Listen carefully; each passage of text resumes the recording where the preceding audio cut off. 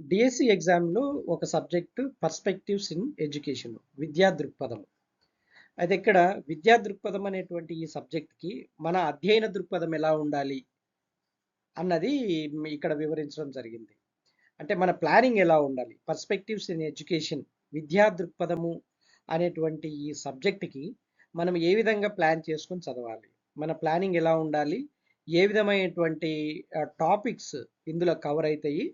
So ఆ cover అయ్యేటువంటి ఆ టాపిక్స్ని ఎక్కడి నుంచి చదవాలి, దాన్ని ఎలా చదవాలి అనే అంశాలను ఇప్పుడు మనం గమనిస్తే ఇక్కడ పర్స్పెక్టివ్స్ ఇన్ ఎడ్యుకేషన్ సబ్జెక్టు విశ్లేషణాత్మకంగా గమనిస్తే స్కూల్ అసిస్టెంట్ ఎస్జిటి విభాగాలకు సంబంధించి క్రింది అంశాలు ఉంటాయి. ఏమేమి ఉంటాయి? విద్యా చారిత్రక దృక్పథం, స్వాతంత్ర అనంతర కమిషన్స్, విద్యా హక్కులు, తర్వాత విద్యా సమకాలీన దృక్పథం, సమ్మిళిత విద్య, కేంద్ర రాష్ట్ర పథకాలు, ఉపాధ్యాయ సాధికారత. ఈ ఈ ఈ అంశాలు ఈ సబ్జెక్టులో పొందుపరచబడి ఉంటాయి. అయితే ఒకసారి మనం గమనిస్తే విద్యా చారిత్రక దృక్పథం, భారతదేశ చరిత్రను విద్యా దృక్పథంతో అధ్యయనం చేయాలి. వేద విద్యా విధానం, చార్వాకులు, జైనులు, ముస్లింల విద్యా విధానం మొదలైన విద్యా విధానాలను, విద్యా లక్ష్యాలు, కరికులం, ఉపాధ్యాయుడు, బోధనా పద్ధతులు మొదలైన కోణాల్లో అధ్యయనం చేయాలి.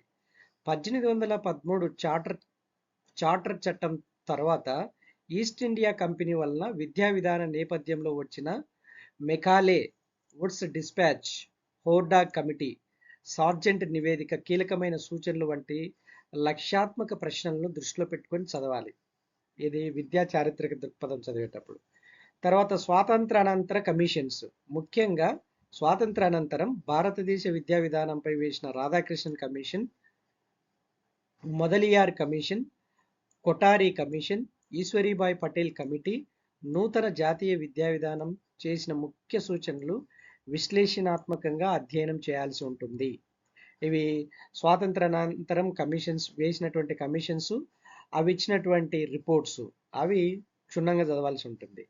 తర్వాత విద్యా హక్కులు, ఇక్కడ మానవ హక్కులు, బాలల హక్కులు, సమాచార హక్కు చట్టము, ఉచిత నిర్బంధ ప్రాథమిక విద్యా చట్టం, విద్యా హక్కు చట్టము 2009 మొదలైన విషయాలపై 2 ప్రశ్నలు వస్తాయి. 2 ప్రశ్నలు రావడానికి అవకాశం ఉంది.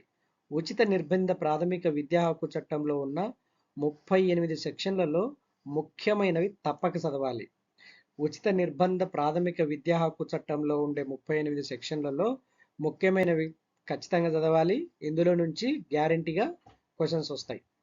తర్వాత విద్యా సమకాలీన దృక్పథం, పర్యావరణం విద్య, ప్రజాస్వామ్యం విద్య, అర్థశాస్త్రం విద్య, జనాభా విద్య, విద్యా సమాన అవకాశాలు, లింగ వివక్షత మొదలైన అంశాలను సమకాలీన విద్యారంగ పరిస్థితులను అన్వయించి అధ్యయనం చేయాలి.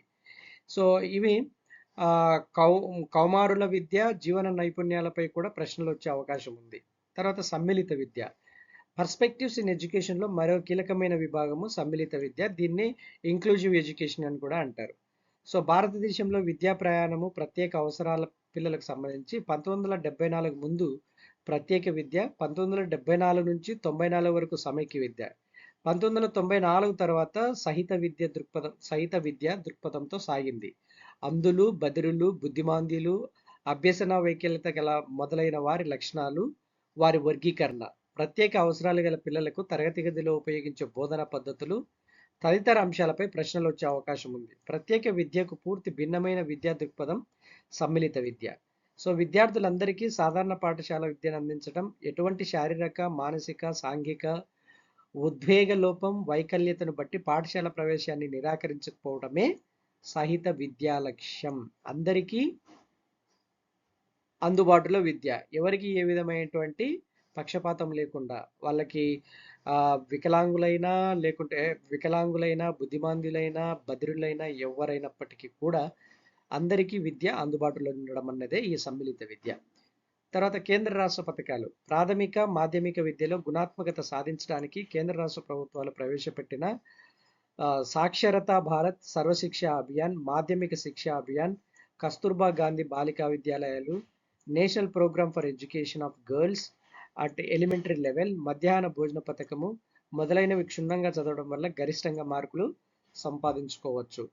ఉపాధ్యాయ సాధికారత. ఇటీవల స్త్రీవాద ఉద్యమాల్లో సాధికారత అనే పదం వినిపిస్తుంది. కరికులం నిర్ణయించడంలో, బోధనాభ్యాస కృత్యాల్లో ఉపాధ్యాయుడు స్వేచ్ఛాయుత హక్కు కలిగి ఉండటాన్ని ఉపాధ్యాయ సాధికారతగా చెప్పవచ్చు. ఈ విభాగంలో కేంద్ర రాష్ట్ర స్థాయిలో పనిచేస్తున్న ఉపాధ్యాయ విద్యకు సంబంధించి సంస్థలు, ఉపాధ్యాయుడు నిర్వహించాల్సిన రికార్డులు, రిజిస్టర్లు ముఖ్యమైన అంశాలు ఇవి.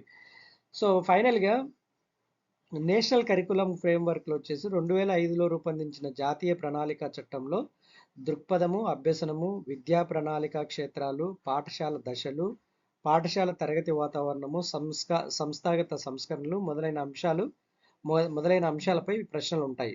సో కాబట్టి వీటిని, ఈ విభాగాలన్నిటినీ మీరు పర్స్పెక్టివ్ ఇన్ ఎడ్యుకేషన్ అనేటువంటి సబ్జెక్ట్ కింద చదివి మంచి మార్క్స్ పొందడానికి అవకాశం ఉంటుంది. అయితే ఇక్కడ చదవాల్సిన పుస్తకాలు ఏంటి దీనికంటే, మొదటి 4 విభాగాలకు సంబంధించిన తెలుగు అకాడమీ, బిఈడి, డిఈడి పుస్తకాలు సరిపోతాయి. సో మిగతా వాటికి కొన్ని మనం మార్కెట్లో దొరికే బుక్స్ కొన్ని తీసుకొని దానికి అనుగుణంగా ఈ విభాగాలకు సంబంధించినటువంటి బుక్స్ తీసుకొని చదువుకోవాలి. సో ఈ విధంగా మీరు ప్లాన్ చేసుకొని పర్స్పెక్టివ్ ఇన్ ఎడ్యుకేషన్ సబ్జెక్ట్లో మ్యాక్సిమం వీలైనంత ఎక్కువ స్కోర్ చేయడానికి ప్రయత్నం చేయాలి. ఇది friends. So keep watching for latest updates. Thank you so much.